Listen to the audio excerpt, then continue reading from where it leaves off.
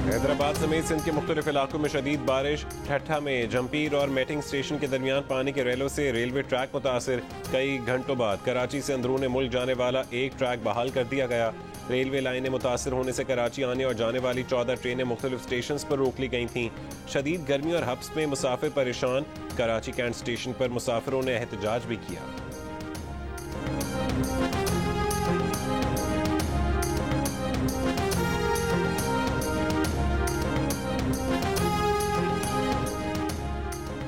मीरपुर खास, टंडो मोहम्मद खान, थरपारकर और उमरकोट में भी बारिश। नशेबी इलाकों में पानी जमा। हेस्को रीजन के मुतादिद इलाकों में बिजली की फरहमी मुअत्तल। नकली और ठट्ठा में भी बिजली गायब रही। जंपीर कोल माइंस में बारिश के पानी का रैला दाखिल होने से 10 कानकन फंस गए। अब तक रेस्क्यू ऑपरेशन शुरू नहीं हो सका।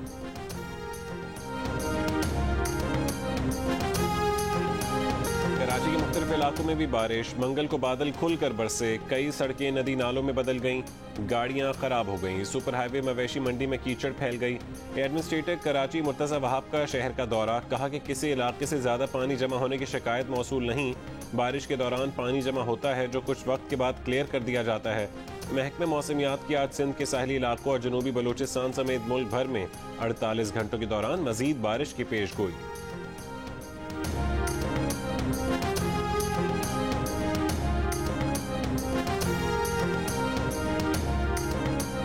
शदीद बारिशों से कोयटा समेत बलूचिस्तान के मुख्तलिफ इलाकों में तबाही। कोयटा आफतज़दा करार। कोयटा के मुतासर खानदान बेसर और सामानी का शिकार।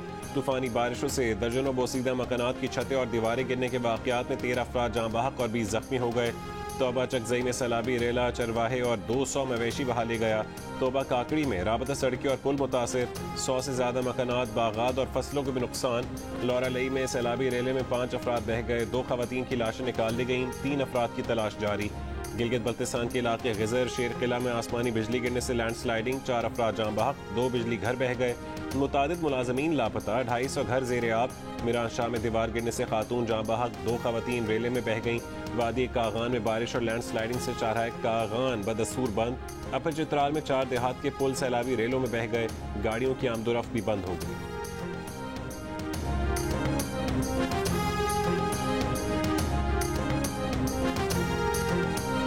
पार्लिमानी कमेटी बराए कौमी सलामती ने कालदम TTP से बातचीत के अमल को आगे बढ़ाने की बाज़ाब्ता मंजूरी दे दी।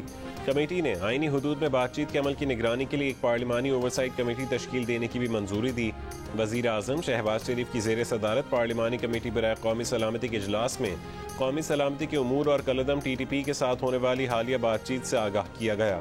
बताया गया कि सिविल और फौजी हुक्काम की क़यादत में हुकूमत पाकिस्तान की कमेटी कालदम TTP के साथ आईन पाकिस्तान के दायरे कार के अंदर रहते हुए बातचीत कर रही है ताकि इलाकाई और दाखिली अमन को इस्तेहकाम मिल सके। इजलास ने करार दिया कि हतमी नताइज पर अमल दरामद दस्तूर पाकिस्तान के हुदूद और क़यूद के अंदर ज़ाब्ते की कार्रवाई की तकमील और हुकूमत पाकिस्तान की मंजूरी के बाद होगा। इजलास ने नेशनल ग्रैंड रिकन्सिलिएशन डायलॉग की अहमियत की तायीद करते हुए करार दिया कि इजलास डायलॉग की समत में पहला कदम है।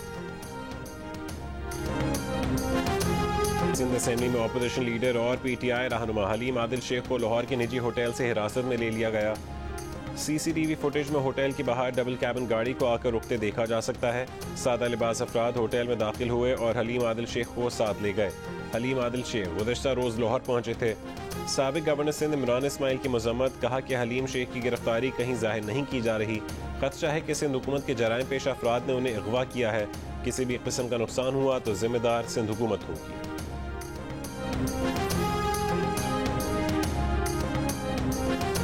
मैंने एक टेप भी एक वीडियो बनाई हुई है, महफूज जगह पे रखी है कि अगर मुझे कुछ होता है तो वो भी पब्लिक को पता चलेगा कि कौन कौन कैरेक्टर्स ने क्या क्या किया है। ये जो मुल्क को, इस मुल्क से जो इतनी बड़ी गद्दारी की है वो किस किस ने की है।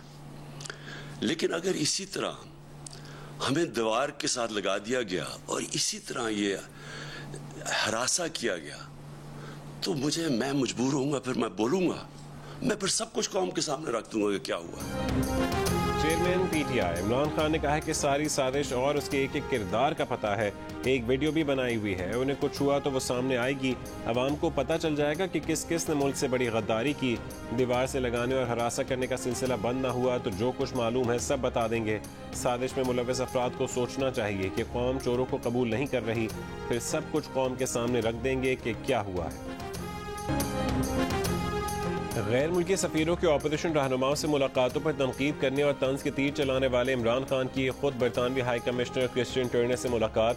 माजी में गैर मुल्की सफ़ीर अपोजिशन के अरकान असम्बली और रहनुमाओं से मिला करते थे तो इमरान खान उन्हें सख्त तरीन अल्फाज में हदफ तनकीद बनाते थे।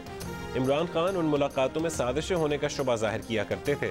कहते थे कि गैर मुल्की सफ़ीरों का क्या काम कि वो पाकिस्तान के अपोजिशन सियासतदानों से मिले। 2014 में भी इमरान खान ने धरने के दिनों में अमरीकी सफ़ीर रिचर्ड ऑल्सन से मुलाकात की थी। तज्ज़ियाकारों का कहना है कि अगर अरकान पार्लियामेंट का गैर मुल्की सफ़ीरों से मिलना कल गलत था तो आज कैसे दुरुस्त हो गया, जबकि इमरान खान तो कौमी असम्बली से इस्तीफ़ा भी दे चुके हैं।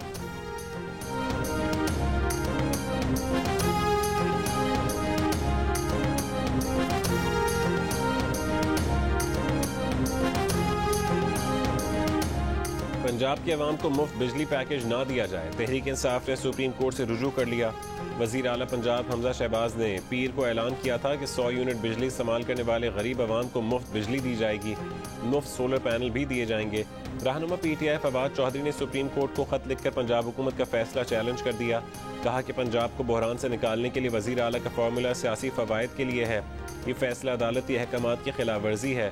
पैकेज का मकसद अदालत से हासिल रिलीफ को सियासी फ़ायदे के लिए इस्तेमाल करना है।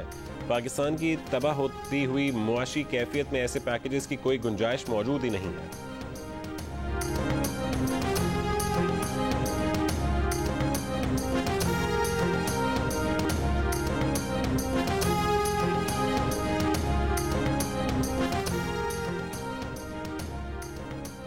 वज़ीर दिफा ख्वाजा आसिफ ने कहा है कि 100 यूनिट बिजली मुफ्त करने से गरीब को रिलीफ मिलेगा। PTI को क्या तकलीफ है?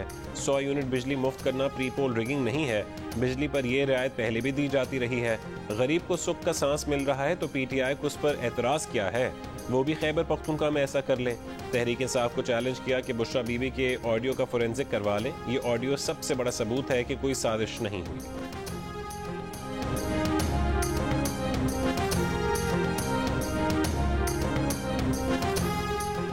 इलेक्शन कमीशन ने ज़ाब्ता अखलाक की खिलाफ वर्जी पर वज़ीर आला पंजाब हमजा शहबाज को नोटिस जारी कर दिया। 7 जुलाई को जवाब तलब कर लिया। हमजा शहबाज ने 100 यूनिट तक बिजली इस्तेमाल करने वाले पंजाब के गरीब आवाम को मुफ्त बिजली देने का ऐलान किया था। कहा था कि इन गरीबों की बिजली के पैसे हुकूमत पंजाब देगी। इलेक्शन कमीशन के एलामी के मुताबिक वज़ीर आला पंजाब को नोटिस 100 यूनिट बिजली सब्सिडी रिलीफ पैकेज पर दिया गया।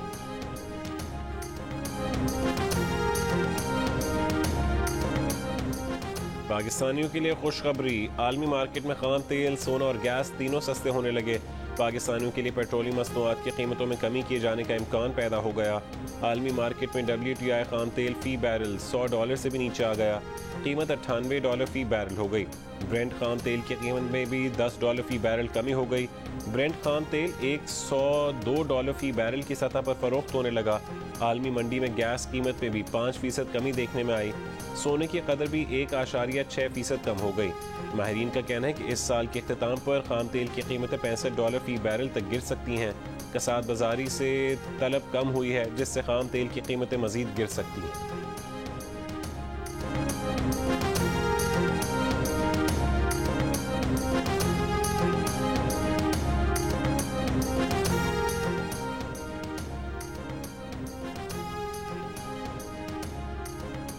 कोरोना के पेश नज़र नमाज ईद के इज्तिमात खुली जगह पर कराए जाएँ। उलमा खुतबा मुख्तसर रखें। मजमा कम करने के लिए एक मकाम पर 2 से 3 दफ़ा नमाज ईद पढ़ाई जाए।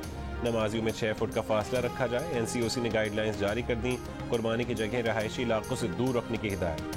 पीपल्स पार्टी के सेनेटर सिकंदर मेंद्रो इंतकाल से खाली होने वाली सेनेट की नशिस्त पर इंतखाब आज होगा। पोलिंग सिंध असम्बली में सुबह 9 बजे से शाम 4 बजे तक होगी। सेनेट इंतखाब में पीपल्स पार्टी की जानिब से खालिदा सिकंदर मेंद्रो उम्मीदवार हैं। तहरीक इंसाफ ने सेनेट इलेक्शन का बॉयकॉट कर दिया।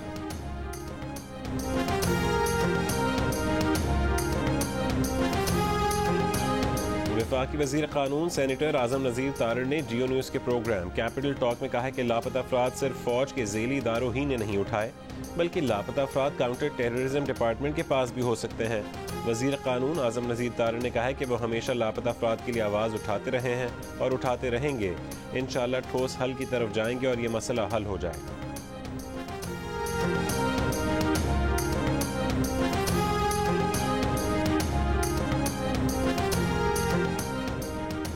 इलेक्शन कमीशन ने वज़ीर आज़म शहबाज शरीफ को ठट्ठा जाने से रोक दिया। वज़ीर आज़म को सिंध में बल्दियाती इंतखाबात के दूसरे मरहले का शेड्यूल जारी होने पर रोका गया। वज़ीर आज़म को ठट्ठा में वाटर सप्लाई स्कीम के 4 फेज़ 1 का इफ्तिताह करना था। सिंध के 14 अजला में 24 जुलाई को बल्दियाती इलेक्शन है।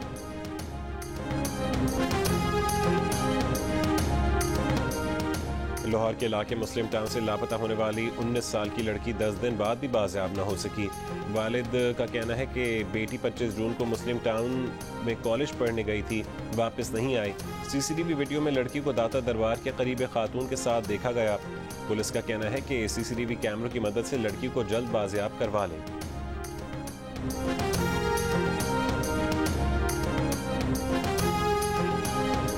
पाकिस्तान की फ़ज़ा में उड़ते भारतीय तैयारे के इंजन में लीकेज, कराची में हंगामी लैंडिंग। 138 मुसाफिरों से भरे जहाज़ के पायलट को सजावल के ऊपर पता चला कि इंजन में फ्यूल लीक हो रहा है। पाकिस्तान ने फौरी तौर पर जहाज़ को कराची उतरने की इजाज़त दी। नई दिल्ली से दुबई जाने वाले मुसाफिरों की मेज़बानी की, खाना खिलाया। PIA के इंजीनियर्स से भारतीय जहाज़ का मुआयना करवाया।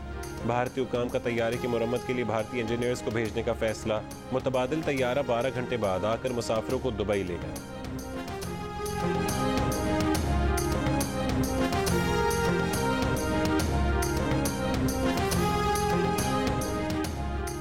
इक़्तिसादी राबता कमेटी ने सस्ता रिलीफ पैकेज का दायरा कार खैबर पख्तूनख्वा तक बढ़ाने की मंजूरी दे दी। यूटिलिटी स्टोर्स पर 5 अशिया पर सब्सिडी जारी रखी जाएगी। हुकूमत ने सैकड़ों अशिया की दरामद पर पाबंदी के बाद 30 जून तक बंदरगाहों और हवाई अड्डों पर पहुंचने वाले सामान कंटेनर्स को एक बार रियायत देने की मंजूरी दी।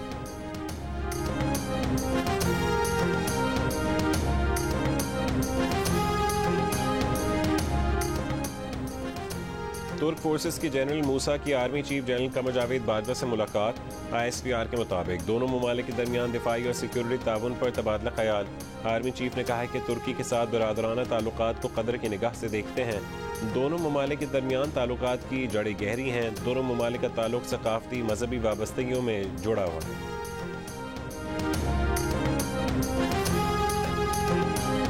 मनासिक हज का आगाज़ कल से होगा। हज का रुकन आज़म वकूफ़ अरफा जुमे को होगा।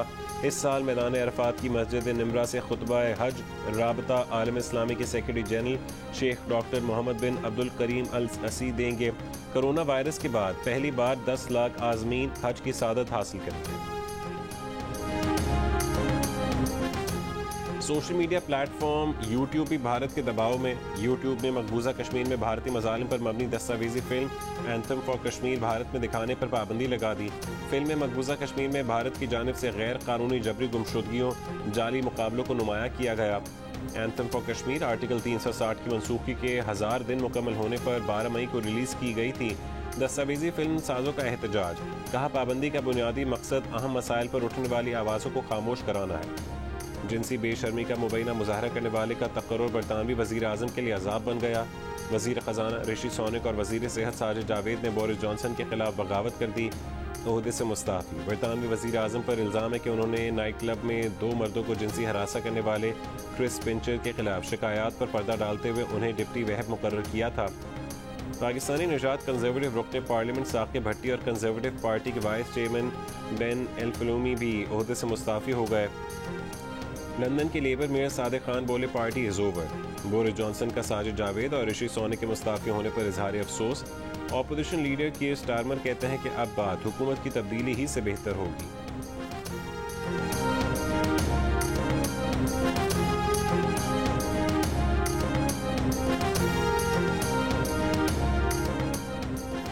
कोहपैमा शहरोज़ काशिफ का ट्रैक से राबता नहीं रहा।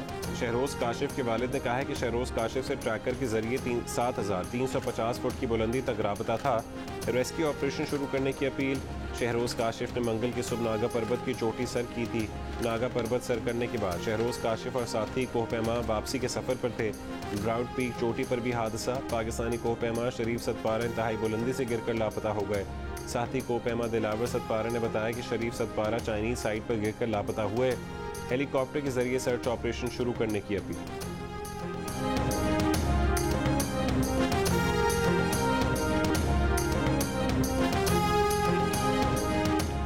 Pakistan test cricket squad Lahore से श्रीलंका रवाना हो गया। पाकिस्तान क्रिकेट टीम आज शाम पाकिस्तानी वक्त के मुताबिक 6 बजे कोलंबो पहुंचेगी। पाकिस्तान और श्रीलंका के दरमियान 2 टेस्ट मैचेस की सीरीज खेली जाएगी। और world test championship points table, Pakistani team ने भारत को पीछे छोड़ दिया। पाकिस्तान टीम तीसरे नंबर पर आ गई। भारतीय टीम एजबेस्टन टेस्ट में 16 ओवर रेट जुर्माना पर चौथे नंबर पर चली गई। ऑस्ट्रेलिया ने वर्ल्ड टेस्ट चैंपियनशिप के फाइनल के लिए अपनी जगह तकरीबन पक्की कर ली।